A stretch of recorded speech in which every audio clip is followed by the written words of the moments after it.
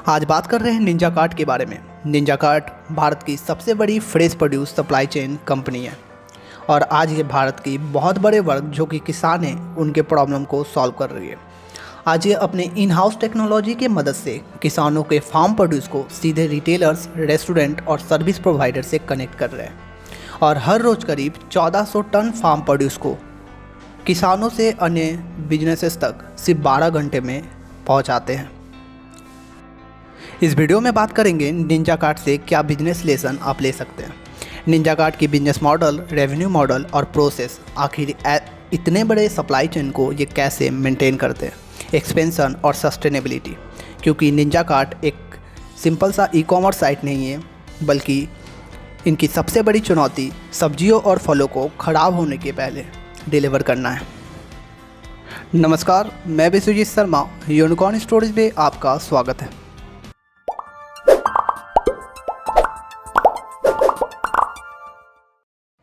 Ninja cart की शुरुआत 2015 में as a hyper local delivery platform के रूप में हुई, जहां ये ग्रोसरीज 60 मिनट या उससे कम समय में डिलीवर किया करते थे। वे बेंगलोर के 60 किरानों की दुकानों के साथ शुरू किए। 1 साल तक इस सेगमेंट में काम करने के बाद इन्होंने देखा कि इस सेगमेंट का सबसे बड़ा प्रॉब्लम प्राइस फ्लक्चुएशन है। कभी सामान का दाम बढ़ जाता है और कभी सामान का दाम घट जाता है, और इन सब का कारण फार्म प्रोड्यूस का सप्लाई चेन है। इन सब अपॉर्चुनिटी और प्रॉब्लम को देखते हुए इन्होंने 2016 में निंजा कार्ट के बिजनेस मॉडल को चेंज किया और B2C से B2B मॉडल में आ गए। यानी पहले ये कस्टमर को सर्व करते थे, अब बिजनेसेस को सर्व करते हैं। अब ये किसानों के फार्म प्रोड्यूस को सीधे रिटेलर्स, रेस्टोरेंट और सर्विस प्रोवाइडर से कनेक्ट करते हैं और पूरा सप्लाई चेन खुद ही मेंटेन करते हैं। इनका दावा है कि जितने फार्मर इनके प्लेटफॉर्म पर जुड़े हैं वो 20% ज़्यादा रेवेन्यू पहले के मुकाबले कमाते हैं। तो अब आते हैं इनके बिजनेस मॉडल पर। हमारे देश में जो एग्रीकल्चर सेक्टर का सप्लाई चेन है ये बहुत ही ज़्यादा लंबा और कॉम्प्लिकेटेड है। इसमें सबसे पहले फार्मर्स, इसके बाद small traders, large trader, commission agent, wholesaler, retailer और लास्ट में कंज्यूमर आते हैं। और सामान को फार्मर से कंज्यूमर तक पहुंचने में एक लंबी प्रोसेस को तय करना पड़ता है।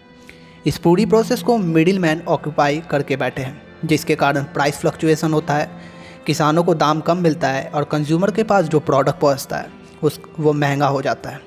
निंजा कार्ट अपने टेक्नोलॉजी के मदद से फार्म प्रोड्यूस को सीधे रिटेलर्स, रेस्टोरेंट और सर्विस प्रोवाइडर से कनेक्ट कर रहे हैं। फल और सब्जियों की सप्लाई चेन से मिडिल मैन को पूरी तरह हटा दिए और इनसे जुड़े फार्मर्स का कहना है कि ये 20% ज़्यादा रेवेन्यू पहले के कंपैरिजन में कमा रहे हैं। अब आते हैं इनके प्रोसेस पर। आखिर इतने बड़े सप्लाई चेन को ये कैसे मैनेज करते हैं। सबसे पहले फार्मर्स अपने फार्म प्रोड्यूस को कलेक्शन सेंटर ले जाते हैं, जहां उनके उपज को तौला जाता है और रेडियो फ्रीक्वेंसी आइडेंटिफिकेशन टैग लगा दिया जाता है। इसके बाद फुलफिलमेंट सेंटर, जहां फलों और सब्जियों को अलग अलग क्रेट में रख दिया जाता है। इसके बाद डिस्ट्रीब्यूशन सेंटर, जहां से रिटेलर्स, रेस्टोरेंट और होलसेलर के पास भेज दिया जाता है। और ये पूरा प्रोसेस ये अपने ऐप के द्वारा मॉनिटर करते हैं, जिससे कि इतना बड़ा प्रोसेस स्मूथली चले।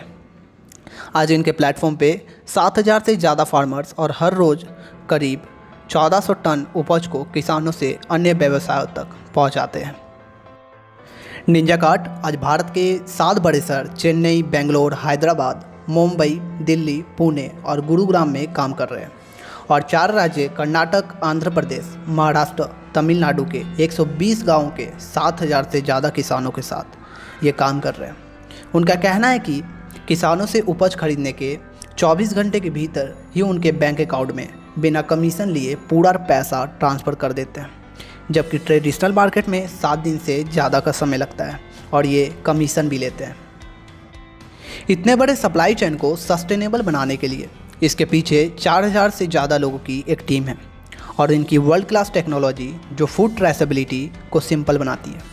फूड ट्रेसेबिलिटी का मतलब है निंजा कार्ट से खरीदे जाने वाले हर प्रोडक्ट के पीछे पूरी सप्लाई चेन, यानी कि फार्मर, ट्रक, वेयर हाउसेस की मदद से जो आपके पास पहुंचता है, ये इसकी पूरी डिटेल्स आपको दे सकते हैं।